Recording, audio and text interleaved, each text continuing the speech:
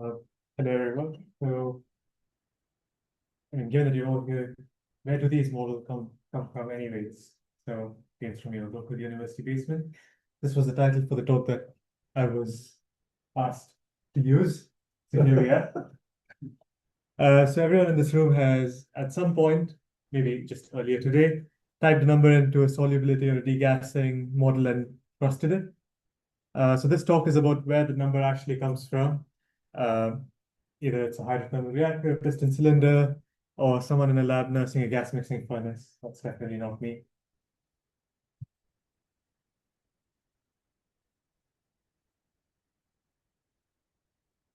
So why do we bother modeling volatiles? Could you step a tiny bit closer to the mic just for the Zoom people? Thank Yep. you. There we go. Yeah, so why do we bother modeling volatiles? So given that you're all here, I would assume it's for one or multiple of the following reasons. So volatiles aren't a secondary variable. They're often the variable that decides uh, whether a magma erupts explosively or effusively, how it differentiates chemically as it rises, and what happens to the country rock once a fluid phase exsols, which not coincidentally is also how a lot of economically viable deposits are formed.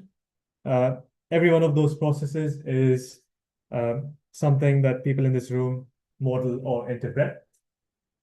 And every one of those models needs a number for how much water, carbon dioxide, sulfur a melt holds at a given temperature, pressure, and oxygen fugacity or FO2 condition.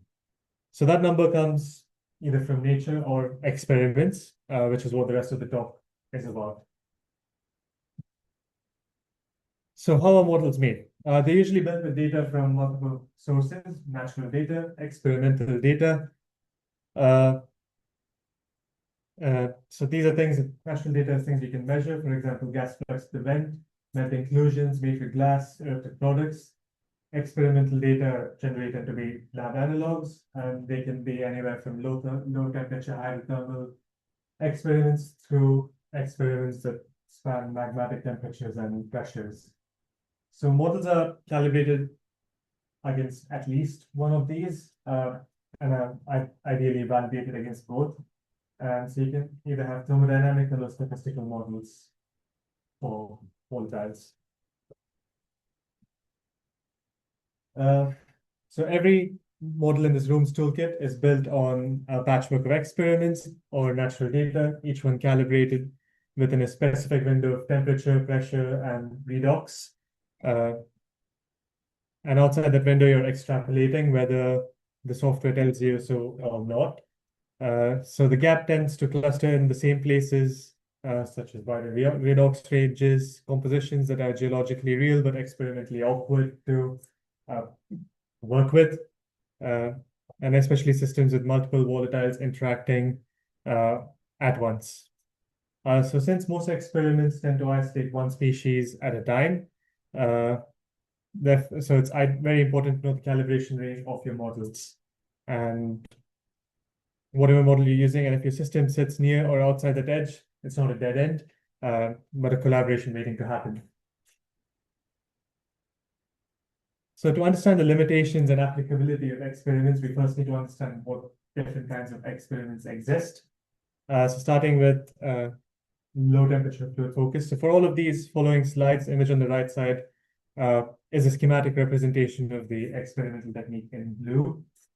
So starting with low temperature and or fluid focused experiments, these include hydrothermal reactors and evacuated silica tubes. Low temperature fluid experiments tell you about alteration in near surface volatile behavior. A hydrothermal autoclave reactor creates controlled and safe environment where water and different solvents can remain in a hypercritical condition with temperatures generally up to 500, 600 degrees Celsius and pressures of a few hundred bars. Evacuated silica tube experiments consist of an evacuated silica tube, as the name suggests, sealed under vacuum. So the image on the right shows an example, which allows for the study of reactions dominated by sulfur in this case.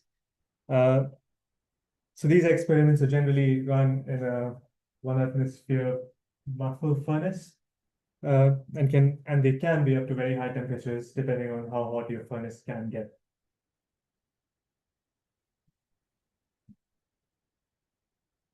Gas mixing furnaces are built generally to be able to control the few gas species present at the experimental conditions.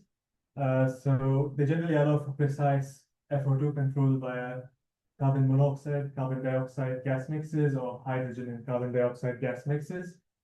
So they're best for redox sensitive equilibria. Some gas mixing furnaces let you also control the sulfur fugacity of experiment, which can be very useful. And the capsule is generally open, or samples are suspended from or on platinum wires.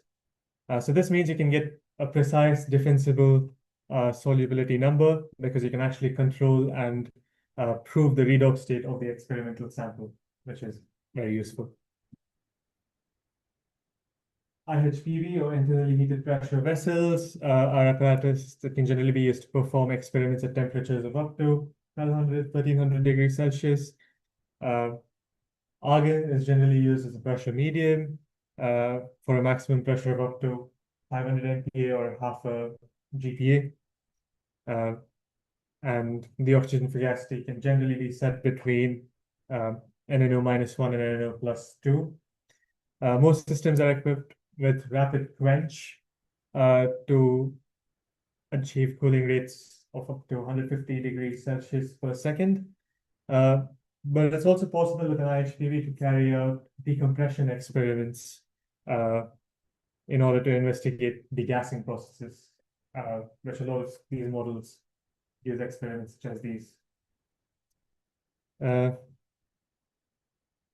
Cold seal pressure vessels are used for temperatures of up to approximately 850 degrees Celsius. Again, argon or water can be used as a pressure medium. Similar maximum pressure as IHPV, depending on the temperature. And depending on the pressure medium you use, the redox condition you can set in a CSPV is pretty similar. It's around the NNO buffer, or maybe plus or minus 2 orders of magnitude. So the CSPVs are used, for example, to investigate hydrothermal and magmatic processes in the earth crust, or for the hydrothermal synthesis of minerals and glasses. So moving on to high pressure systems that can investigate the crust to mantle, you have piston cylinders and multi-anvils apparatus. So these push you deeper into the crust to mantle pressures, often at the cost of redox control, unless you buffer the capsule itself. With recent developments, piston cylinder experiments allow us to perform experiments with pressures as low as 100 or 150 megapascal, but they're then limited in temperature of up to 1200 degrees Celsius. But if you don't want to go to that low, piston cylinder assemblies are generally stable up to pressures of as low as 500 megapascal or half GPa, up to 4 GPa. With the size of the assembly reducing with increasing pressure. For higher pressures of up to 60 GPa, you can use a multi-anvil, but this comes at the cost of sample volume and assembly simplicity, which makes it even harder to do. So now that we have a basic understanding of the different kinds of experiments that are possible, us experimentalists face a lot of challenges when it comes to doing these sort of experiments. So the first and the hardest one is controlling redox. It's not enough to set the FO2 at the start of the experiment. You have to hold it at a value that's relevant to the system you're studying or modeling. So this means choosing the right buffer or the right gas mix for the process in question, not just close enough, and then proving that you had the same FO2 throughout your experiment. Then you have diffusion. So even if your capsule is perfectly sealed, the sample might not have actually equilibrated. Diffusion rates in silicate melts vary widely by element and temperature. And for some species, they're simply not well constrained. A lot of what gets published as equilibrium data, if you look carefully, just a kinetic snapshot, which is fine to use as long as you know that's what it is. Then you have the issue of trapping volatiles. Water and other light volatiles just want to leave when you increase the temperature. So getting a known fixed amount into a sealed capsule and keeping it there for the duration of your experiment is one of the most technically demanding parts of the job. So the capsule has to be sealed and sealed enough that nothing escapes, but made of something that doesn't itself react with said volatile at magmatic temperatures, which then leads you directly to capsule choice. So noble metals such as gold, silver, platinum are common because they're inert, but each has a melting point ceiling and a set of known reactions or interactions with volatiles. For example, platinum alloys iron to form platinum alloys ions from silicate melts at higher temperatures, so which then changes the redox state of the experiment, which is again not what we want to do. So the right capsule depends on the target temperature, pressure, what you're studying, all of it together. And then last but not the least, the uncertainty with temperature and pressure. So these depend on regular calibration, sensor positions, and no signal loss. So for all experimental apparatus, we have to perform calibrations regularly to make sure we know what the offset between what you see on the thermocouple or the pressure sensor is corresponding to this temperature and the pressure experienced by your sample. So taking the example of this capsule you see over here, so the idea for this experiment was to look at sulfate diffusion, but at a controlled oxygen fugacity.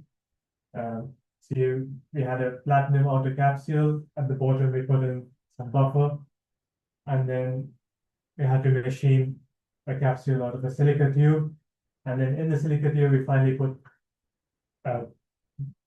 silicate powder in, piece of anhydride, and then to seal it, a silica plug, a silica lid, and then close and seal the platinum capsule, which took a lot of time to figure out and actually make it work and make it look nice. So the idea behind this was to have multi-species diffusion. So if you can set the FO2, you can have both sulfate and sulfide diffusing at the same time.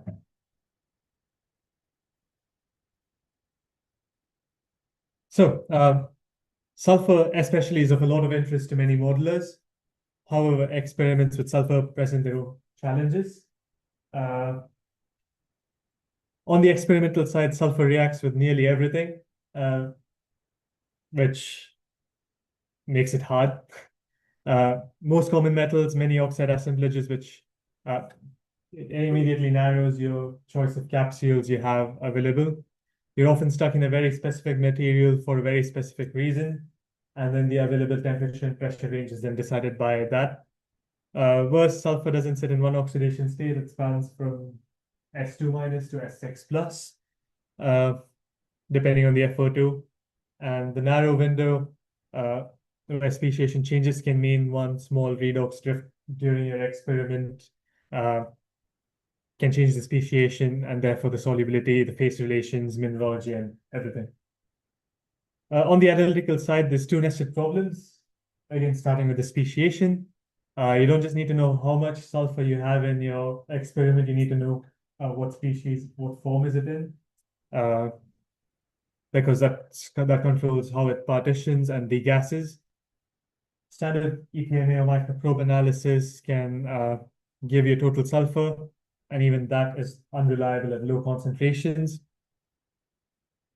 Sulfur cage, X-ray absorption near its spectroscopy, or ZANES, at a synchrotron gets you oxidation state directly, which is why it's relatively standard for this work. But again, that's very hard because if you don't have a good standard, you might miss potential beam damage, which then changes your speciation again.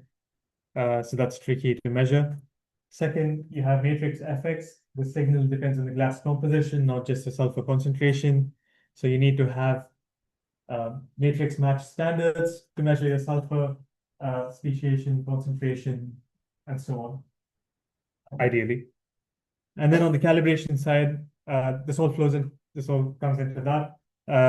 Sulfide solubility and sulfate solubility can significantly differ across the FO2 range that magmas actually span. A model calibrated under reducing conditions doesn't necessarily mean you can apply it at oxidizing conditions without checking. So always make sure you know what your model's capable of.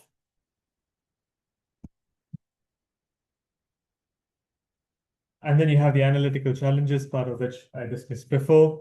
This is a common thread across all light elements, hydrogen, carbon, sulfur, the halogens, is that they're all analytically inconvenient at the concentrations that matter. So EPMA can't see or measure hydrogen and carbon, for example, because you generally carbon coat your samples. Hydrogen's too light, boron's too light. Or it sees them poorly or inconsistently, and you have issues of beam damage or alkali or halogen migration under the electron beam. SIMS gets you precise absolute numbers at low concentration, but the result is only as good as your standard material. So we need a lot of matrix match standards. There's always people making more. FTIR is fast and gives you H2O and CO2 speciation, but needs careful thickness and density corrections. ZANES gives you the oxidation state directly at the cost of needing synchrotron beam time rather than an easily accessible instrument. None of these is the answer. You generally need a combination of these to get the data you're looking for. But what is exciting is that analytical techniques are constantly evolving, and it's getting easier and more accessible to perform a lot of these analyses. For example, with good calibrations, it's possible to accurately measure or estimate the water content or ion oxidation state of silica glasses just using a microprobe. I published a paper earlier this year on that. So hopefully there's more work coming out on these sort of things soon. So then the next thing to do is combining experimental data with natural observations, and there's challenges associated with this. Experiments are fast, but natural systems can be very slow. Experiments generally run hours to maybe weeks if you have the time, but nature goes on for years, millennia. I mean, sure, it can be seconds or minutes when a volcano erupts, but generally the processes leading up to that take much longer.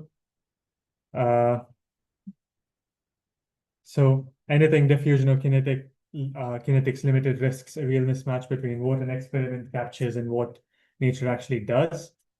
Experiments also tend to run on simplified synthetic compositions, while natural systems carry crystal cargo and compositional complexity that's hard to fully replicate in an experiment. And the natural samples you'd use to check experimental calibrations aren't necessarily always accurate representations either.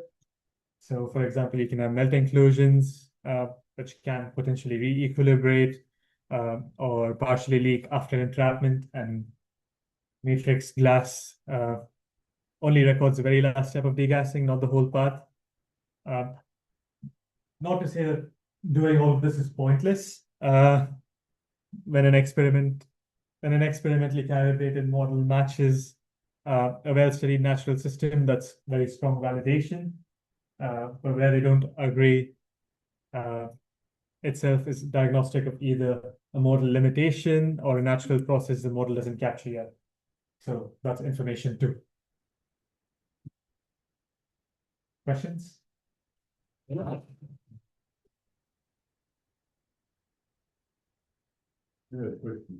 Yep. For the doc, so in an experiment, we have typically pressure and temperature gradients. Yeah. You also have FO2 and the buffer in one location of the Yeah. experiment. Could you maybe comment on the potential FO2 gradients and timescales for equilibration? So generally what I've observed at least is when I try and buffer experiments, in a gas mixing furnace, there's usually no FO2 gradient. If you ensure that your furnace hotspot is large enough. So, for example, the furnace I used, the hotspot was typically an order of magnitude larger than my sample itself, which meant that there was no FO2 gradient within the hotspot. For a piston cylinder experiment or a multi-annual or any sort of an experiment with a closed capsule, that's a very good question. Iron is relatively fast to diffuse and equilibrate. So, for example, the sample that I'd shown you earlier with the buffer material at the bottom, I measured them at the zanes, and it was identical throughout the length of the sample, and that experiment was run for about 4 hours. So typically with enough time, you're maybe at equilibrium or some sort of a kinetic steady state. So I think it's important to run time series experiments to make sure you're at least at equilibrium or a kinetic steady state that can then be understood better. That was a good question, thank you. Yeah. Tom, can you use the, yep.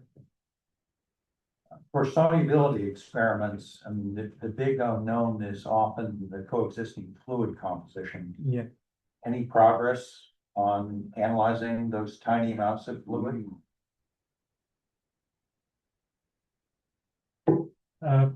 So at least in the piston cylinder experiment, there hasn't been any fluid alongside. But in the gas mixing furnace, for example, when I did experiments with sulfur, we did try and capture some of the gas that was leaving the furnace to look at its composition. But that's something that not looked into too much yet. So it's still mostly determined by mass balance then. I thought you measured it directly. Yeah, I mean, yes. No. I mean, for a gas mixing furnace, it's an open system, so you can't really do mass balance. But for piston cylinder or IHPV experiment, yeah, it's mass balance. Yes. I can, yeah, that's true. I can kind of answer that question. It's not my study, but it depends on what fluids you were talking about. Because there is a study from Austin Dion, who's also an Oxford. He did this and he was in Auvergne. He did measure, he was studying hydrothermal, mostly at 800 degrees fluids with a lot of chlorine and other elements. And he did develop a procedure to measure all of the fluid, including the quench, salt, and everything. It's I think it's in chemical geology 2020. It's right. No, 2020. Oh, 2025. I'm just mixing up dates. I don't know. There's only one paper. ETH did their freezing, for studying subduction on fluids, and they froze the stuff and then analyzed it. But it seems scant indeed that we actually have analyses of the coexisting fluid. Can I They're- comment on that? Because I've actually done it, and it's not easy. Not a lot of people have done it, but you can do. So this is for water CO2 experiments from a piston cylinder, where we did gas manometry on them. So we actually have like it looks like actual science, right? We have like tubes, lots of tubes. We just developed a really simple technique where we took the capsule and put it inside next to one of the sort of stopcock things that you screw down, and put a tungsten electrode on it. And so we would puncture the capsule inside vacuum. And then we had a series of cold traps and a furnace to hydrolyze the water, and then it would go through and you would measure the millimeters of mercury for H2O and CO2. So it can be done, but very few studies have done it. I believe there's some synchrotron work too with pressure cells. So that Yeah. might be worth looking into. Yeah, I think there's an IHPV with a sapphire window. yes, Oh, yeah, there. at Oleo, Window. at Oleo, Or right? HPV, yeah. Check Raman, FTR, what else? I don't know, the X-rays, I think, one of them, that's it.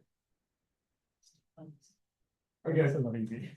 thanks for that. We need to move on to the next one. So